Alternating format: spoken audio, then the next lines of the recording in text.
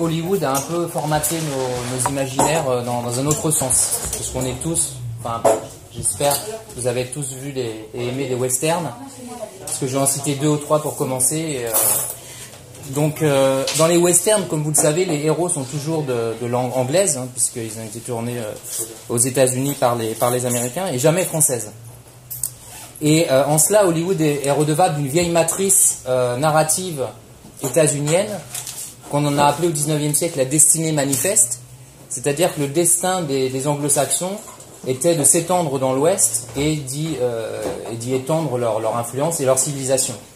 Et dans ce schéma narratif, les non-anglophones, qu'ils soient francophones ou hispanophones, sans parler des Amérindiens, n'ont pas vraiment leur place. Enfin, les Amérindiens doivent laisser place nette devant les civilisateurs américains.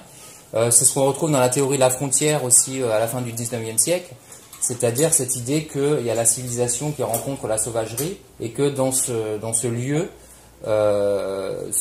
apparaît l'homme américain qui se régénère et qui devient véritablement un Américain par opposition aux Européens. C'est la fameuse théorie de la frontière de Frederick Jackson Turner. Donc, dans tout ce schéma narratif, comme je disais, les francophones n'ont pas leur place. Tout au plus, ils incarnent une sorte de prologue romantique, mais un peu insignifiant de l'histoire américaine. Et par exemple, donc western, Danse avec les loups. Si vous vous rappelez, le héros joué par Kevin Costner arrive en 1863, donc pendant la guerre de sécession, dans le Dakota du Sud, donc dans les grandes plaines du Nord. Et on a l'impression que les Indiens, qui sont des Sioux, qui l'accueillent, n'ont jamais vu de blanc. On voit à un moment un casque d'Espagnol au fond d'un tipi, mais grosso modo, l'impression c'est que c'est vraiment un premier contact. Et en réalité, si on documente un peu, eh bien, ça fait un siècle, donc on est au milieu du 19e siècle, ça fait un siècle que les Indiens de cette région, donc les Sioux ou d'autres, sont en contact avec des coureurs de bois francophones. Donc les coureurs de bois, c'est ces Européens qui allaient faire la traite des fourrures parmi les Amérindiens. Donc des francophones, soit des Français, soit des Canadiens français. Et donc il y a des relations qui existent depuis un siècle. Donc l'image de Danse avec les loups efface complètement toute cette histoire en partie française. Donc il y a d'ailleurs, c'est intéressant parce que c'est un thème que je vais aborder dans la présentation, le thème du métissage. Il y a un impensé aussi dans Danse avec les loups qui est l'impensé du métissage, puisque Kevin Costner ne couche pas avec une indienne, comme ce qui arrivait très souvent lorsque les blancs arrivaient dans ces régions, mais avec une captive blanche, je ne sais pas si vous vous rappelez. Et donc c'est comme s'il y avait cette hantise de la sexualité interraciale qu'on retrouve aussi dans les romans de James Fenimore Cooper, où le héros a une aventure avec une blanche, mais pas avec une indienne. Alors le seul western à ma connaissance qui évoque cette présence française, peut-être le connaissez-vous, c'est La captive aux yeux clairs, un film de Howard Hawks de 1952, et dont le héros est joué par Kirk Douglas, et ce sont des traiteurs de fourrure qui remontent le Missouri en 1832 à partir de Saint-Louis, donc 1832 c'est 30 ans avant Kevin Costner, et on voit au début du film, on entend des chants français. Donc là on voit que c'est un film un petit peu plus documenté, même si quand même les Américains sont un petit peu supérieurs aux francophones, parce qu'il n'y a que les Américains qui savent tirer au fusil, on voit à plusieurs reprises. Mais c'est quand même un film intéressant et documenté, donc il remonte, et puis l'impensé du métissage là n'est pas vraiment présent, puisqu'il y a une histoire d'amour entre donc cette captive aux yeux clairs, qui est une indienne pied noir ou Blackfoot, hein, puisqu'il remonte le Missouri pour justement aller la ramener dans sa tribu. Donc ma présentation sera en 3 parties. Donc la première, je vais essayer de justifier, présenter un peu l'origine de ce projet, donc de ce livre collectif Un continent en partage. Ensuite, je m'interrogerai sur une idée reçue qui est celle de la bonne entente, de l'harmonie qui aurait régné entre les Français et les Indiens, par opposition à ce qui serait arrivé entre les Indiens et les Espagnols, les Indiens et les Britanniques, les Indiens et les Américains. Il y aurait eu une sorte de bonne entente, donc d'harmonie entre les Français et les Indiens. Et puis dans un troisième temps,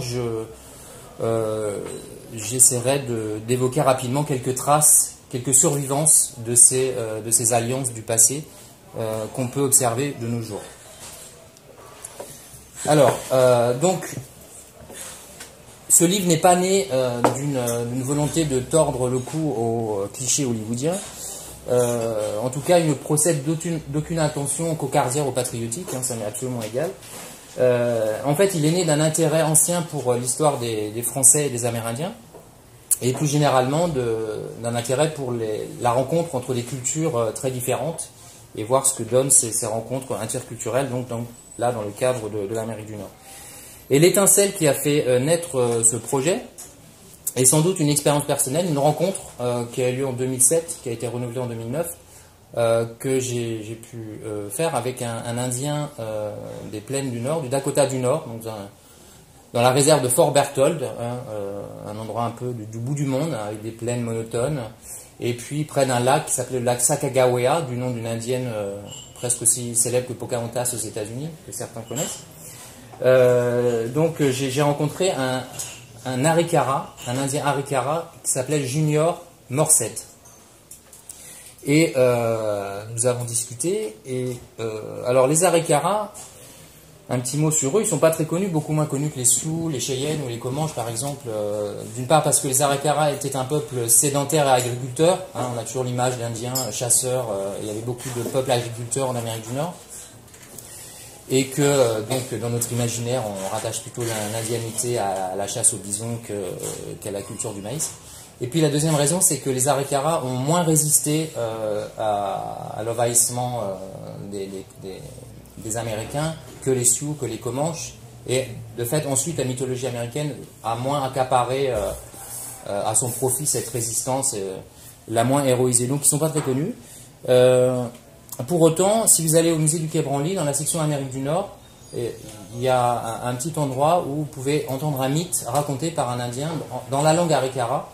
Et ce mythe est raconté par le père de Junior Morset, dont je vous parlais tout de suite, qui est décédé maintenant. Mais c'est lui que vous pouvez entendre au musée du Quai Branly. Et alors ce qui m'a frappé, c'est que, évidemment, Morset... ça fait français. Hein. Dans la réserve, il y a toutes sortes de patronymes comme cela, donc d'Amérindiens Arikara, Azur, Boyer, Gendreau, Grandbois, Lebeau, Primo, Bilado, Gingras, Picotte, Plante, Racine, Beauchamp, Paquino, Malnouri, Gillette, etc.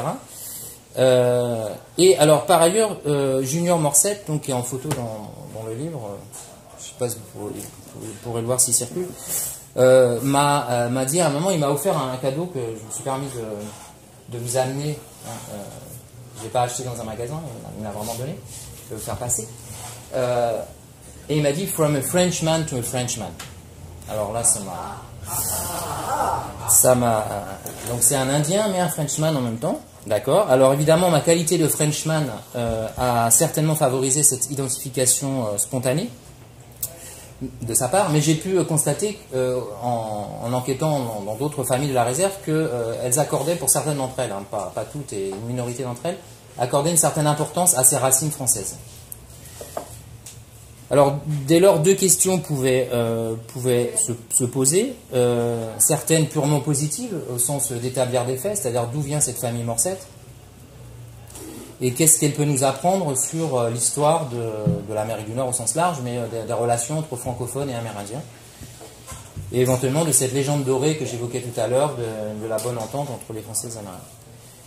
Alors, pour revenir à Junior Morset, donc il s'avère qu'il est l'arrière-petit-fils d'un scout, donc un éclaireur de l'armée américaine, métis, donc fils d'une femme amérindienne et d'un francophone.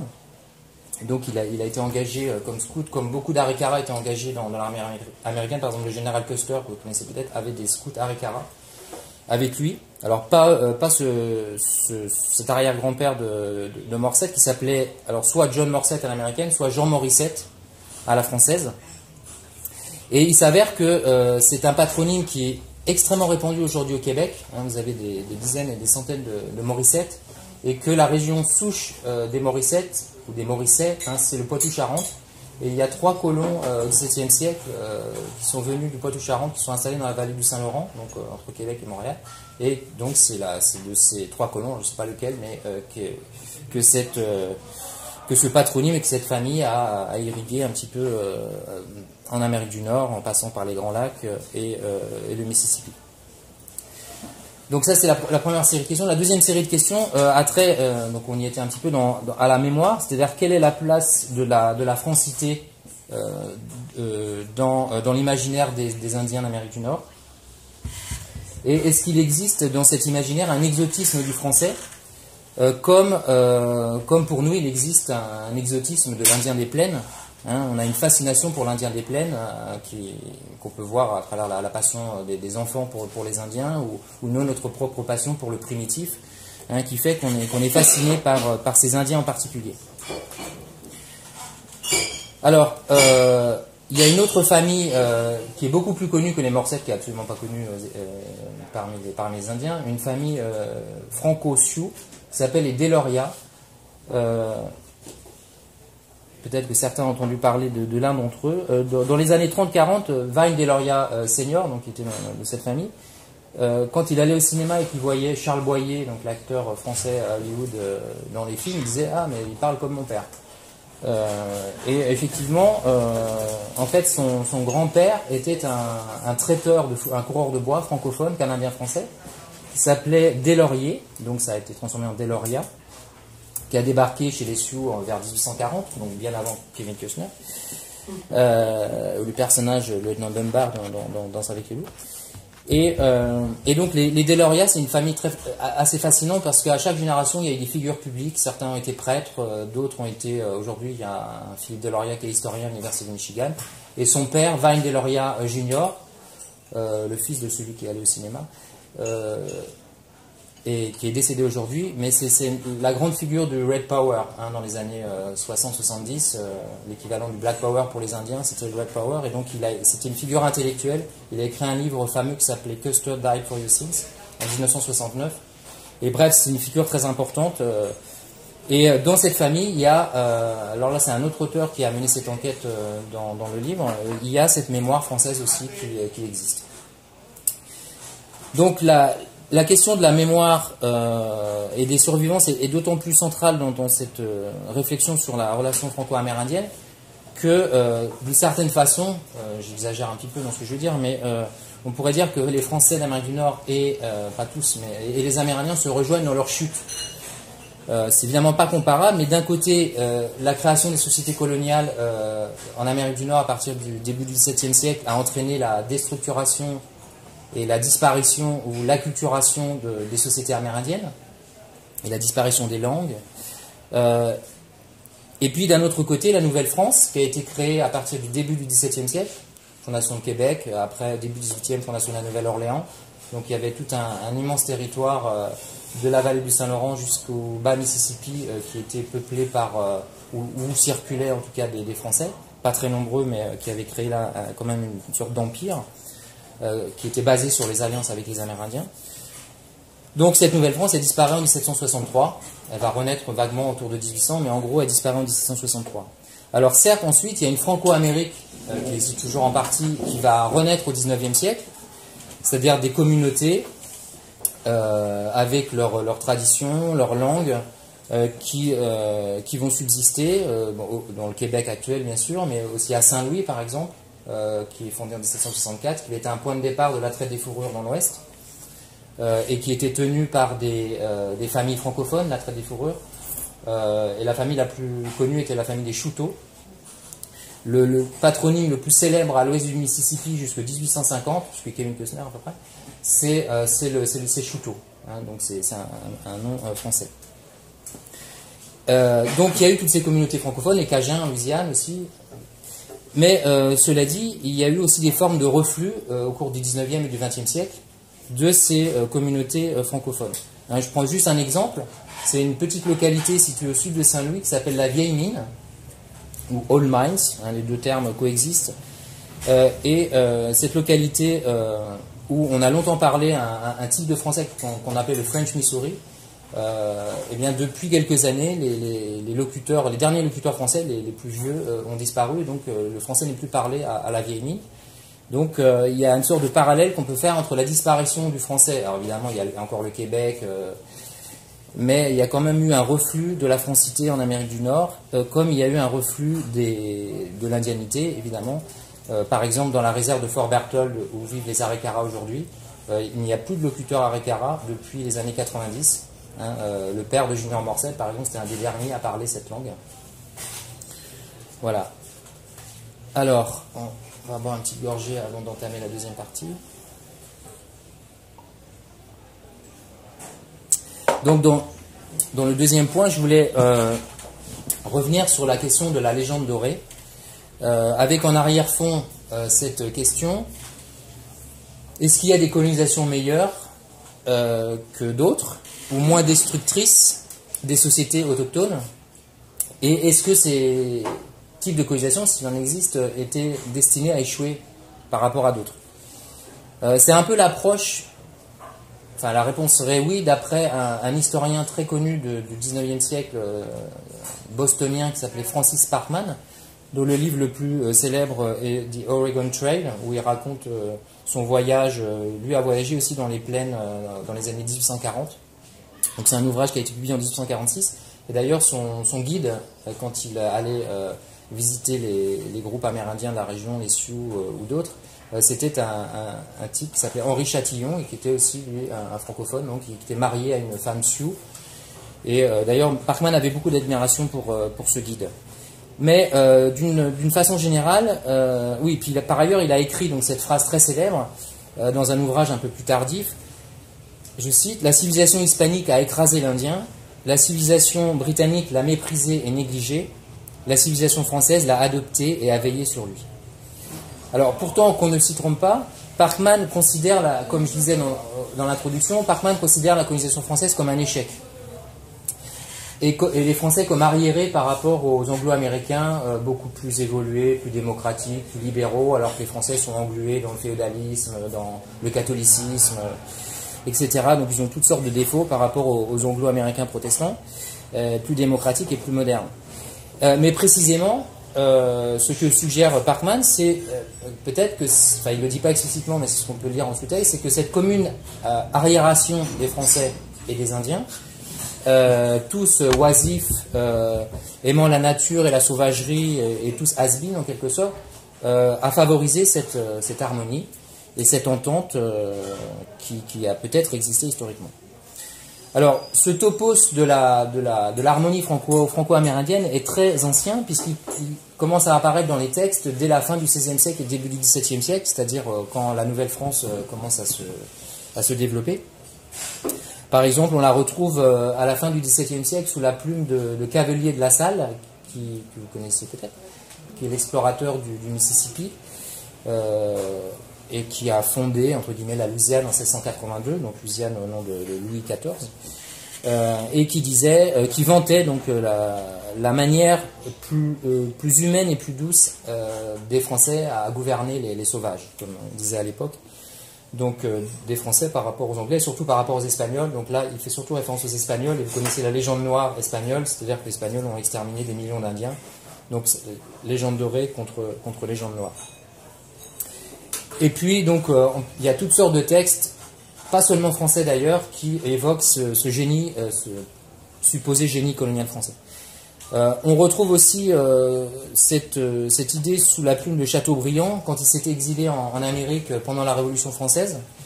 Et il dit, je cite: « De tous les Européens, mes compatriotes sont les plus aimés des Indiens.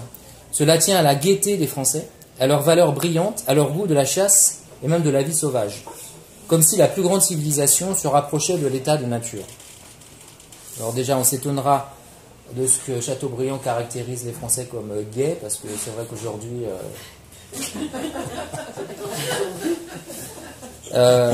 et en tout cas, ce qui est intéressant, c'est que Chateaubriand associe l'indianité à la noblesse française, le goût pour la chasse par exemple. Alors c'est une hypothèse intéressante, même s'il faut s'en défier énormément de cette idée de valeur partagée. Parce que le risque, c'est de négliger les profondes différences culturelles qui existaient entre les Amérindiens et les Européens ou occidentaux de façon générale. Au fond, ce qui transparaît un peu dans ce que dit Chateaubriand et plein d'autres auteurs français, c'est peut-être qu'on aime les Indiens, donc on aimerait qu'ils nous aiment, et donc au fond, on se ressemble un petit peu. Et puis il y a un autre bémol qu'il faut apporter en plus de ce fantasme de valeurs partagées, même si ça pouvait exister quand même. Donc, autre bémol par rapport à la légende dorée, c'est évidemment toutes les violences de la colonisation française aussi. Si on regarde par exemple ce qui s'est passé dans les Antilles, dans les petites Antilles, Martinique, Guadeloupe au XVIIe siècle, hein, il y a eu des conflits entre les Français et les Indiens Caraïbes. Ou si on regarde l'histoire de la Louisiane également, vous connaissez les Natchez, parce qu'on parlait de Chateaubriand, qui a écrit Atala en 1801, et qui appelle l'un de ses héros Chactas du nom d'une autre tribu ou nation amérindienne, qui a d'ailleurs participé avec les Français, à la demande des Français, enfin ils étaient de mèche, à la destruction des Natchez, qui était une société stratifiée un peu, qui ressemblait un peu à celle des Aztèques, hein, pour simplifier, et qui vivait dans la basse vallée du Mississippi. Les Natchez se sont soulevés contre le poste français en 1729. Ils ont massacré 250 colons français, alors que dans les années précédentes tout se passait bien. Et il y a eu donc des campagnes guerrières menées par les Français et leurs alliés Chactas pour détruire les Natchez. Donc la société Natchez a été complètement détruite.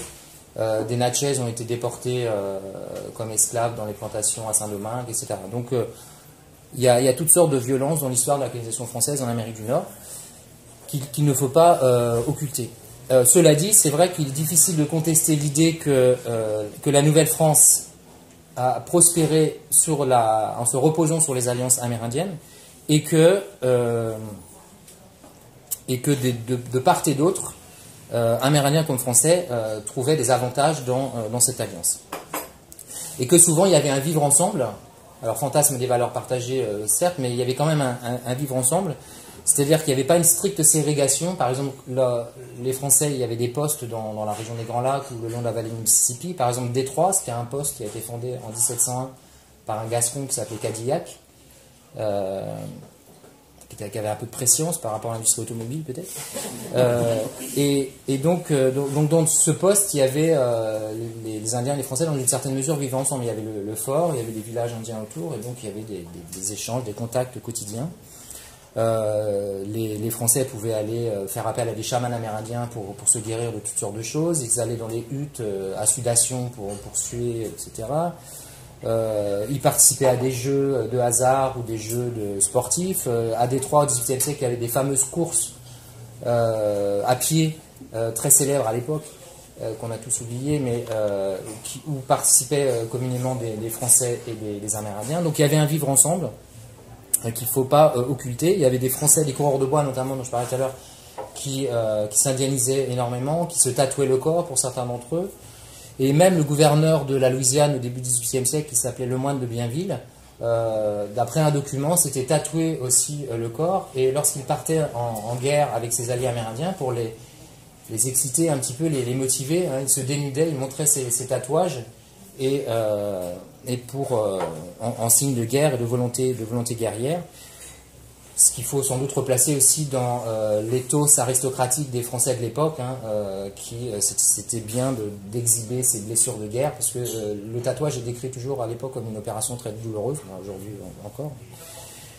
Donc voilà, il y avait un vivre ensemble qu'il ne faut pas décrire de façon idyllique, mais qui existait pas forcément à Québec ou à la Nouvelle-Orléans dans les grosses implantations, mais dans les postes de l'intérieur du continent. Alors pour expliquer cette spécificité supposée des rencontres franco-amérindiennes, donc de cette harmonie qui existait plus ou moins quand même, il y a deux types d'explications. Soit on invoque une explication de type culturel, c'est-à-dire qu'il y aurait du côté des Français par rapport aux Britanniques, aux Américains, aux Espagnols, des spécificités politiques, sociales, religieuses, qui ferait que ça favoriserait l'entente, en quelque sorte des passerelles, peut-être pas des valeurs partagées, mais des passerelles entre les cultures. Pour rebondir sur l'idée de Chateaubriand de tout à l'heure, il faut admettre qu'il y avait des sphères de convivialité, par exemple pour la danse. Il y a une scène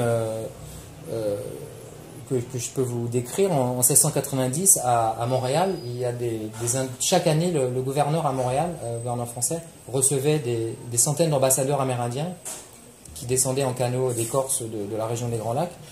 Et donc il y avait une grande conférence diplomatique, c'était aussi l'occasion de s'échanger les peaux contre des textiles ou des fusils, etc. Donc il y avait des échanges économiques. Et à cette occasion, il arrivait que le gouverneur, alors là il fallait inciter les Alliés à faire la guerre contre un autre groupe amérindien, les Iroquois. Et donc le gouverneur Frontenac a pris le tomahawk d'un des guerriers amérindiens et il s'est mis à danser comme ça et à crier. Un document dit les cris et hurlements du gouverneur Frontenac. Donc indemnisation du gouverneur Frontenac, oui, mais en fait, encore une fois, il faut replacer ça dans la culture de Frontenac de l'époque. Comme vous savez, au XVIIe siècle, les aristocrates français dansaient beaucoup. Le roi Louis XIV lui-même a été un grand danseur. Et en quelque sorte, bien se comporter dans une arène politique, c'était danser. Et au XVIIe siècle, danser, c'est gouverner en quelque sorte. Le roi, il danse, juste pas pour amuser la galerie, il danse pour montrer que son corps est capable de faire des choses. Et donc il y avait cette idéologie de la danse comme bon gouvernement. Donc c'est à la fois d'adaptation aux Indiens, mais c'est aussi une façon de mettre en acte sa propre culture. Bref, voilà, des danseurs français, des danseurs amérindiens. Alors ça existait peut-être du côté britannique aussi, mais j'ai pas, à ma connaissance, j'ai pas trouvé de documents en ce sens. Dans le domaine religieux également, le catholicisme des Français par opposition au protestantisme, il y a toutes sortes de protestantisme, mais bon, pour s'inspirer des Britanniques. On sait que les missionnaires français, donc contrairement aux pasteurs, donc étaient des célibataires, et donc ils étaient plus aventureux, ils allaient plus facilement au devant des Amérindiens pour fonder des missions dans la région des Grands Lacs ou ailleurs. Par ailleurs, comme vous savez, le catholicisme a une dimension un peu polythéiste, avec la Sainte Trinité, la Vierge, les saints, etc. Donc, et puis aussi une part magique, hein, le culte des saints, les bénédictions, les invocations, les anges, etc. Donc tout ça a pu permettre d'établir des petites passerelles avec les religions animistes amérindiennes que ne pouvaient pas ou pas autant faire les protestants. Voilà, donc ce sont quelques pistes pour étayer l'hypothèse culturelle ou culturaliste. Et puis il y a un deuxième type d'explication qui est peut-être plus important pour comprendre pourquoi ça s'est plus ou moins bien passé entre les Français et les Amérindiens. Donc c'est une explication de type contextuel, c'est-à-dire prendre en compte les circonstances, les spécificités démographiques et économiques de l'implantation coloniale française. Il y a deux grandes caractéristiques dans la colonisation française en Amérique du Nord. C'est d'abord que les Français étaient peu nombreux, hein, donc le faible peuplement. En 1660, il y a à peu près 3000 colons français dans la vallée du Saint-Laurent. Un siècle plus tard, 1760, donc à la fin de l'Amérique française, la Nouvelle-France, il y a 90 000 colons, dont 75 000 à peu près dans la vallée du Saint-Laurent et 15 000 entre la Louisiane, les Grands Lacs, etc. Donc 90 000 par rapport aux presque 2 millions de colons des 13 colonies britanniques, hein, c'est absolument dérisoire. Et puis l'autre aspect, c'est du point de vue économique, la base de l'économie en Nouvelle-France, hein, c'était la traite des fourrures avec les Amérindiens. Et donc c'est une activité qui... Donc en gros, on avait besoin les Français de l'époque avaient besoin des Amérindiens d'un point de vue stratégique, parce qu'ils étaient moins nombreux, donc ils avaient besoin des Indiens comme alliés militaires, et d'un point de vue économique, parce que la traite des fourrures reposait sur l'activité de chasse des Amérindiens, l'activité de tannage des peaux des Amérindiennes. Donc, pour toutes ces raisons, il y avait une interdépendance entre les Français et les Amérindiens qui existait moins du côté des colonies britanniques. Ou par exemple en Virginie, c'est la culture du tabac, là, on n'a pas besoin des Amérindiens, et puis les Britanniques sont vraiment beaucoup plus nombreux. Ce qu'il faut savoir, par exemple, c'est que 10% du budget colonial de la Nouvelle-France, donc 10% c'est pas négligeable, c'est destiné à faire des cadeaux aux chefs amérindiens. Hein, quand on les recevait à Montréal ou à la Nouvelle-Orléans ou à Québec, hein, lors de ces grandes conférences, on offrait toutes sortes de cadeaux aux chefs, hein, qui étaient considérés un peu comme des vassaux, du point de vue... alors, ils n'étaient pas inféodés aux Français, hein, ils se comportaient comme des alliés, hein, il y avait une situation un peu d'égalité, mais dans la rhétorique politique française, ils étaient un peu considérés comme des vassaux que l'on protégeait et que l'on couvrait de cadeaux. Par exemple, il y a un épisode que vous connaissez peut-être si vous avez lu Le Dernier des Mohicans, la prise du fort William Henry en 1757, hein, où donc les Français prennent un fort britannique. Et à cette occasion, il y avait 2000 Amérindiens. Il y avait 6000 miliciens et soldats français, mais il y avait aussi 2000 Amérindiens venus de la région des Grands Lacs, qui étaient venus, issus de 33 nations différentes, donc avec leur langue, leur parure, leur façon de faire la guerre différente. Donc on imagine un peu tout ce cosmopolitisme de la guerre à l'époque. Et donc cette dépendance surtout militaire des Français à l'égard des Amérindiens. Les autres conséquences de ces aspects démographiques et économiques, c'est que donc il y a peu d'enjeux fonciers territoriaux en Nouvelle-France. C'est-à-dire que les Français n'ont pas besoin vraiment d'acheter de terres aux Amérindiens. Il n'y a jamais eu de traité territorial entre les Français et les Amérindiens. Lorsque les Français signaient des traités avec les Amérindiens, c'était toujours des traités de paix ou d'alliance. Alors que chez les Britanniques, il y a eu des traités de paix et d'alliance aussi, mais c'était beaucoup des traités pour acheter des terres. Et puis l'autre aspect également, ce sont les unions mixtes. En tout cas au XVIIe siècle, il y avait très peu de femmes en Nouvelle-France. Et donc à l'époque de Champlain, le fondateur de Québec, et puis de Colbert, le ministre de Louis XIV, il y a eu des politiques de mariage mixte entre des femmes amérindiennes converties au catholicisme et des colons. Bon, ça n'a pas marché du tout. Mais disons qu'il y a eu cette politique qui existe beaucoup plus rarement du côté des Britanniques. Ce qui a marché, c'est plus les unions plus libres, entre guillemets, informelles, et pas forcément en présence d'un curé, et donc pas avec le sacrement du mariage, tel que les catholiques pouvaient le concevoir, qui étaient les mariages donc des coureurs de bois qui allaient vivre chez les Amérindiens. Là, il y a eu toutes sortes d'unions qu'on appelait les unions à la façon du pays, donc à la façon du pays des Amérindiens. Donc il y a eu beaucoup de métissage, mais de façon informelle en quelque sorte. Enfin, ils ont quand même gardé comme ça les noms de famille français, hein, les fils. Tout à fait. C'était informel, mais il y a quand même eu le nom du français. Oui.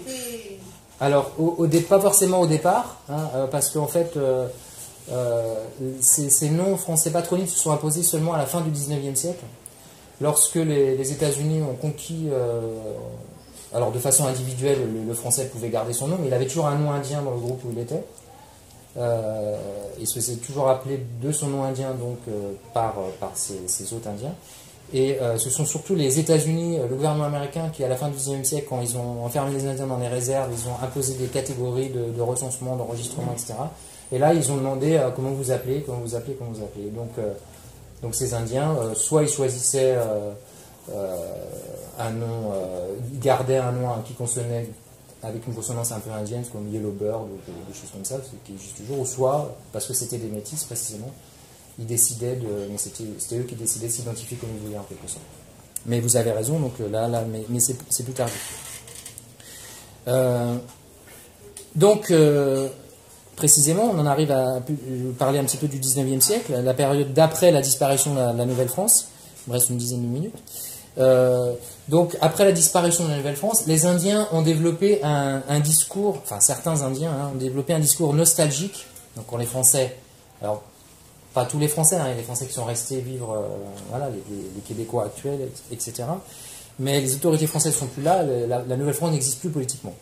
Donc Ononcio est parti. Ononcio, c'est le nom que les Indiens de la région des Grands Lacs donnaient au gouverneur français. C'est un terme huron-iroquois qui voulait dire la grande montagne, parce que le premier gouverneur français s'appelait Mont-Mani, donc Mont-Manus, donc grande montagne. Donc c'est un nom qui est resté, qui s'est transmis de gouverneur à gouverneur.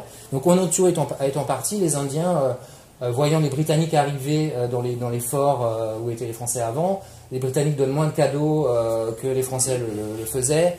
Et ils se comportent un petit peu moins bien, et donc du coup il y a un discours nostalgique, et on espère que le père, alors oui, on suit aussi le père, parce qu'il y avait une métaphore qui organisait l'Alliance franco-amérindienne, c'était le père et ses enfants. C'était pas forcément compris de la même façon de part et d'autre,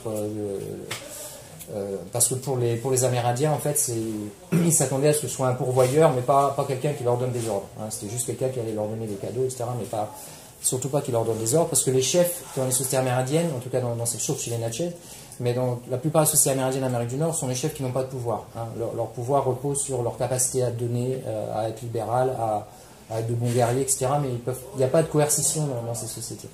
Donc, je perds mon fil, et donc oui, le retour du père français. Donc la mémoire de cette alliance va rester un petit peu comme une sorte d'âge d'or. D'ailleurs, le terme apparaît chez des auteurs qui ont recueilli la tradition orale des Indiens des Grands Lacs au XIXe siècle. Donc c'est l'âge où les Blancs, donc c'était les Français, ne demandaient pas de terre, mais juste des pots, des pelleteries. L'âge où les Européens, les Blancs, les Français se mariaient avec les Amérindiennes, où les pressions coloniales étaient beaucoup moins fortes, hein, en quelque sorte. Les Français ne les méprisaient pas, ils s'adaptaient dans une certaine mesure à leur culture. Alors c'est un petit peu idéalisé, mais il y a aussi une part de vérité. Et puis par ailleurs, donc les liens entre les Indiens et les francophones, donc soit des Canadiens français, soit ceux qu'on appelle les créoles, c'est-à-dire les Français de Louisiane qui sont restés vivre en Amérique du Nord. Donc tous ces francophones vont maintenir des liens, pour certains d'entre eux, avec les Indiens, notamment dans les plaines du Nord et la région des Rocheuses. Donc les plaines du Nord, c'est-à-dire là où vit aujourd'hui Junior Morcet, dont je vous parlais tout à l'heure. Et jusqu'aux années 1830-1840, hein, comme je le disais un petit peu tout à l'heure aussi, les langues qui sont parlées dans ces régions, ce sont les langues amérindiennes, bien sûr, mais c'est la seule langue européenne qui est parlée, c'est le français. Et il y a un employé, par exemple, de la American Fur Company, qui est la principale firme pelletière de Saint-Louis au XIXe siècle, qui se plaint en 1843 en disant que ces maudits Canadiens français proclament, je cite, aux Indiens que les Français sont les propriétaires des États-Unis, dans cette région. Et puis il y a cette anecdote intéressante aussi, enfin ce document des années 1820 qui est rapporté par un missionnaire français. Il y a des missionnaires français qui sont venus dans cette région dans les années 1820-1830 à partir de Saint-Louis, et puis ils sont allés s'installer dans certains. Il y a un missionnaire belge aussi, le plus connu, c'est le père de Smet, que certains connaissent peut-être. Et bref, il y a un Indien il demande à un Indien des plaines, donc on est vers 1820, ce qu'il pense des Européens, des Occidentaux. Et donc, alors, je cite, on leur demandait un jour quel était le peuple qu'ils aimaient le plus et s'ils aimaient beaucoup les Américains. Le sauvage prend la main de l'interlocuteur et la portant jusqu'à son épaule, tiens, lui dit-il, voilà comment j'aime les Français, c'est-à-dire de toute la longueur de mon bras. Puis baissant cette main jusqu'à son coude, voilà pour les Espagnols. Ensuite la baissant jusqu'à son poignet, voilà pour les Anglais. Enfin il lui montra l'extrémité de son doigt et lui dit, voilà pour les Américains. Alors on peut se demander dans quelle mesure cette gestuelle relève ou pas du langage des signes. Vous savez qu'il y avait toutes sortes de langues amérindiennes dans la région des plaines, mais quand ils se rencontraient, même en tant qu'ennemis, il y avait un langage des signes qui faisait qu'ils pouvaient se comprendre. Donc peut-être que c'est inspiré de ces gestuelles particulières. Alors il y a de nombreux coureurs de bois francophones qui ont également certainement contribué, et les métis dont on parlait tout à l'heure, je vais y revenir, au XIXe siècle, au maintien de ce topos de l'harmonie de cet âge d'or franco-indien. Parmi eux, je peux prendre l'exemple, parce qu'il est documenté, de Pierre Beauchamp, dont j'ai pu rencontrer d'ailleurs quelques descendants dans la réserve de Fort Berthold il y a quelques temps, et qui, vers 1865, qui est l'époque de Kevin Costner, était interprète à Fort Berthold, donc aujourd'hui la réserve de Fort Berthold que j'ai visité, dont je vous parlais tout à l'heure.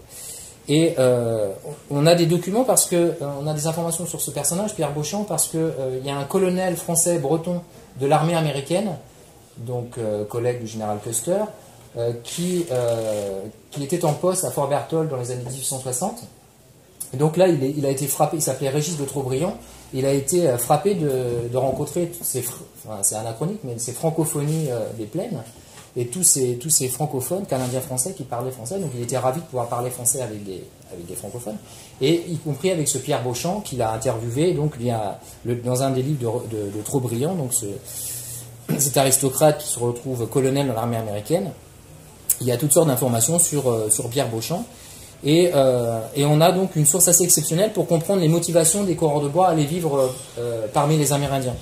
C'est-à-dire la fascination pour les grands espaces, le goût de l'indépendance et de la liberté, une sorte de nouvelle économie pulsionnelle là, qui découvre chez les Amérindiens. Je cite Beauchamp, rapporté par Trobriand, « Courir comme eux les forêts et la prairie, ça m'allait d'instinct à moi. Faut croire que le bon Dieu avait mis ça dans ma nature. car sitôt que j'ai été d'âge, je me suis engagé pour la compagnie des fourrures, sans m'attacher d'abord à aucune tribu en particulier. Plus tard, je suis descendu à Saint-Louis, où j'étais employé par M. Chouteau. Mais les villes, ça ne me va pas. Ça n'est pas dans mon caractère. Je m'y trouve misérable. Aussi, je n'y suis pas resté. Je n'y retournerai jamais. Je mourrai où j'aurais vécu, dans la prairie.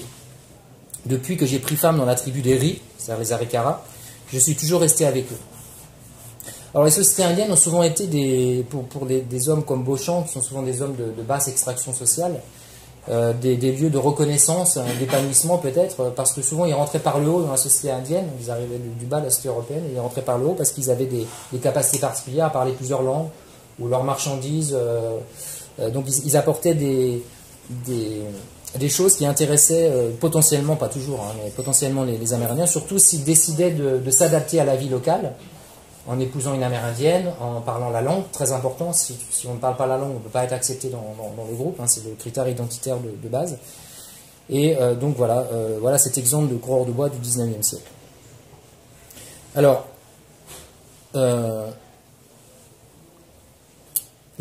donc lui n'était pas un métis, Pierre Beauchamp, mais il a donné naissance à une lignée métisse qui vit toujours dans la réserve de Fort Berthold. Et tous ces métis franco-indiens, on peut le supposer, ont contribué à maintenir cette idée donc, de la bonne entente, comme je disais.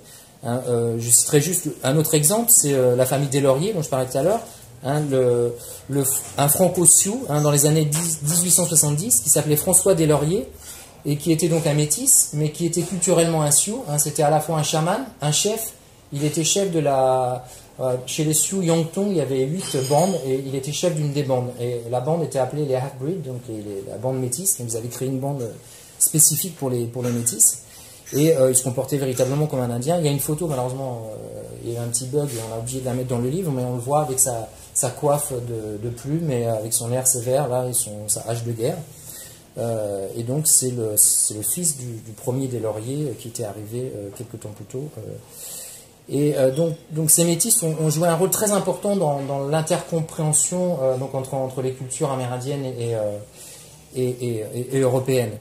Ils jouaient souvent le rôle d'interprète, y compris auprès du gouvernement américain. Pierre Beauchamp était interprète pour le gouvernement américain, par exemple, mais il y en avait d'autres.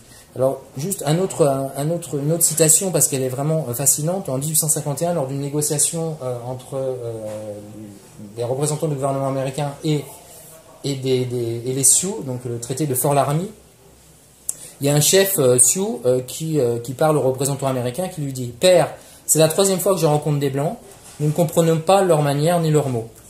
Nous savons que tout cela, donc les négociations, c'est très bien, c'est fait pour notre bien, enfin on se demande s'il est un peu ironique, mais nous ne comprenons rien du tout. Nous supposons que les métis comprennent et nous les laissons s'exprimer pour nous. » Donc c'est un témoignage qui est vraiment fascinant parce qu'à la fois il montre l'incommunicabilité, c'est pour ça le fantasme des valeurs partagées tout à l'heure, l'incommunicabilité entre les Français et les Indiens, enfin entre les Indiens et les Occidentaux de façon générale, et puis aussi l'importance des métis comme êtres biculturels qui vont être capables de naviguer entre les cultures. Alors, c'est très significatif que le terme, à l'origine, traditionnellement, les Indiens n'avaient pas de terme pour désigner les métis, parce que pour eux, ça ne rentrait pas dans leur grille de lecture. Le métissage, c'était un impensé pour eux. Que l'individu soit blanc, noir ou quoi que ce soit, il pouvait être intégré dans le groupe, il n'y avait pas la question des phénotypes ne se posait pas du tout pour eux. Et contrairement à nous, les Occidentaux qui sommes obsédés par l'hérédité, eux, ça ne se pose pas ce genre de questions. Toujours est-il que, quand même, ils vont inventer un terme pour désigner les métis, chez les Sioux, donc, et le terme c'est Washichu Oksina, et ça veut dire enfant de français. Donc métis, c'est enfant de français. Puisque Washichu, en fait, ça veut dire esprit dans la langue Sioux, parce qu'au départ, lorsque les premiers Français sont arrivés, ils ont été pris un peu pour des esprits, des sortes de super chamans, là, parce qu'ils avaient des armes à feu, parce qu'ils se comportaient un peu bizarrement, ils avaient de la barbe, etc. Donc c'était des êtres un peu bizarres, et ils les ont rattachés à des êtres un petit peu spirituels, enfin, en tout cas différents de nous, les Indiens. Donc, et puis après, donc Washichu, ça a désigné esprit, ensuite les Français, et aujourd'hui, Washichu, de façon générale, pour les Sioux, ça désigne les Blancs. Et il y a un terme plus spécifique qui désigne les Blancs ordinaires, c'est-à-dire les francophones, c'est Washichu Icheka, donc Blancs ordinaires, les Blancs auxquels on est habitué depuis très longtemps. Donc j'en viens, alors ça va être beaucoup plus rapide parce que le temps passe à la troisième partie.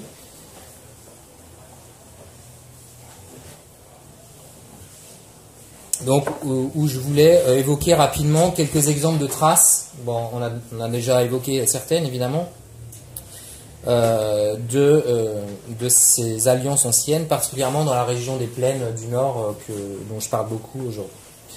Alors le fait le plus saillant peut-être, c'est l'existence toujours actuelle donc d'un peuple. Vous savez, au Canada, juridiquement, il y a trois peuples autochtones qui sont reconnus par la Constitution canadienne. Il y a les Inuits, il y a les Indiens et il y a les Métis. Ça n'existe pas aux États-Unis. Et donc il y a toutes sortes de communautés aujourd'hui au Québec et un peu partout au Canada qui se revendiquent comme métis et qui doivent le prouver auprès d'un juge fédéral et pour avoir accès à toutes sortes de droits comme les Américains, etc. Bref, tout ça parce qu'il y a véritablement un peuple métis, là c'est historiquement prouvé et reconnu. C'est le Manitoba, donc juste au nord du Dakota du Nord, sur la rivière Rouge. C'est ce qu'on a appelé les bois brûlés. Parce que le bois est brûlé d'un côté et pas de l'autre, donc blanc et noir, donc ça désigne aussi le métissage. Et donc ces métis, d'ailleurs John Morissette ou Jean Morissette dont je parlais tout à l'heure, c'était un métis de la rivière Rouge en réalité. C'était des chasseurs de bisons catholiques, donc le dimanche ils arrêtaient de chasser la chasse aux bisons.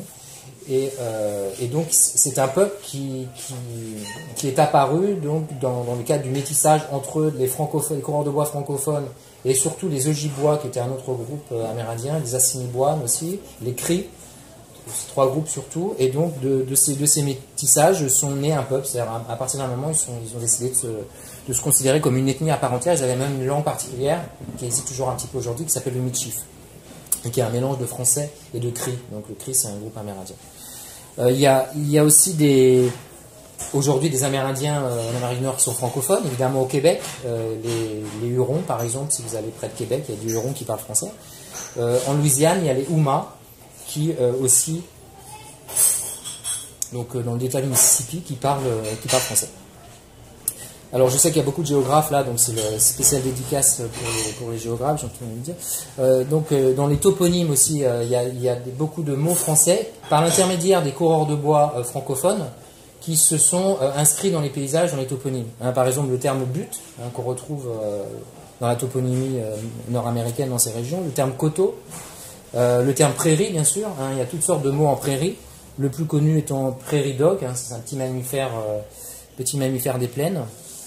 Mais il y a 200 mots comme ça composés en prairie, donc c'est un mot qui a fait fortune, linguistiquement parlant. Il y a des cours d'eau comme la Platte, donc la rivière, parce qu'elle coule dans un lit qui est dénué d'encaissement, donc c'est un terme qui est utilisé par les coureurs de bois. Ou la roche jaune, alors on connaît le Yellowstone, mais à l'époque on disait la roche jaune, même si le terme est d'origine indienne en réalité. Il y a aussi des noms de reliefs. Comme par exemple les montagnes Ozarks, ça vient de O-A-U-X, Arc, A-R-C-S, donc Ozark, en fait c'est une abréviation de Ozark, Kansas. Les Français avaient un poste qui s'appelait Ozark, Kansas, et Ozark, Kansas c'est aussi le nom d'un groupe amérindien, et donc quand les Français allaient aux Ozark, Kansas, Ozark, ils disaient on va aux Arcs. Et donc le terme est resté un petit peu déformé, et est resté donc, pour désigner cette zone un petit peu montagneuse. Il y a aussi dans le Wyoming le Grand Teton National Park. Alors je ne sais pas si les Américains qui visitent le Grand Teton National Park Teton savent d'où ça vient, mais en fait c'est un hommage au corps féminin que ce terme avait été utilisé par les coureurs de bois francophones, donc pour désigner ces trois tétons, ces trois reliefs impressionnants, ou encore alors, les Black Hills aussi, à l'époque on disait les côtes noires, qui a été transformé, anglicisé en Black Hills. Il y a aussi des noms de villes, des noms même de capitales d'État, par exemple la capitale du Dakota du Sud c'est Pierre, Pierre, ils disent. Donc Pierre, c'était le prénom de Pierre Chouteau. Ou dans l'Idaho, Boise, boisé. Donc ça vient aussi des coureurs de bois.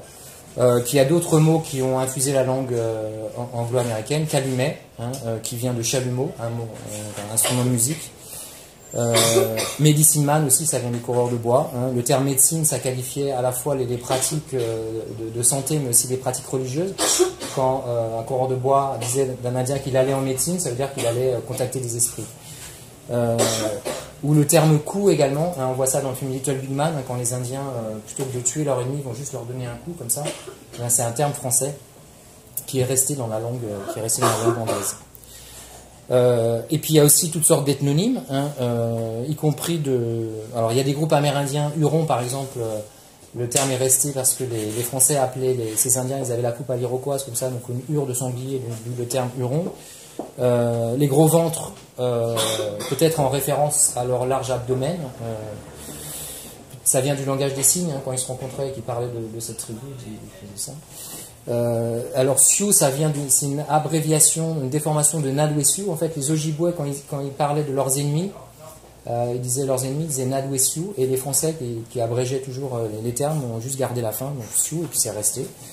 Et puis il y a des noms comme Nez percé aussi, ou Cœur d'haleine, parce que peut-être les trappeurs francophones pensaient qu'ils n'étaient pas commodes, donc ils avaient des cœurs un peu pointus, et ils les ont appelés comme ça. Et les pans d'oreilles, enfin il y a toutes sortes de noms qui sont encore utilisés par les Amérindiens aujourd'hui, qui sont restés donc.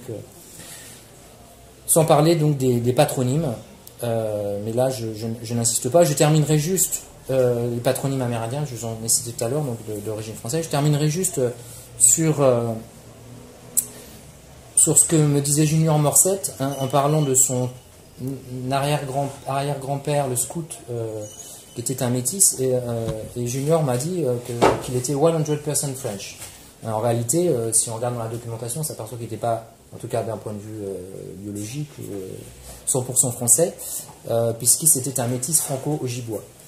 Mais en même temps, ça renvoie au fait que dans certaines familles amérindiennes, souvent ils zappent un peu la connexion québécoise ou canadienne. C'est-à-dire tout de suite ils voient leur ancêtre directement venu de France et directement venu de Paris. Dans plusieurs, même si en réalité, par exemple, Pierre Beauchamp, il est né à Montréal, dont je vous parlais tout à l'heure, mais dans une famille, un de ses descendants que j'ai interviewé, m'a dit qu'il était né à Paris, par exemple. Donc c'est comme si la France, malgré tout ce que je vous ai dit au départ, il y a quand même un imaginaire Frenchness rime un peu avec noblesse, et même dans la famille des Lauria, dont je parlais tout à l'heure aussi, même si c'est pas attesté historiquement, on dit qu'on descend d'un des Lauriers qui avait été persécuté pendant la Révolution française. Et vous savez que les Américains aiment bien descendre d'Européens qui ont été persécutés, que ce soit des puritains ou des huguenots ou des révolutionnaires ou des monarchistes, etc. Voilà, je vais m'arrêter là. Merci.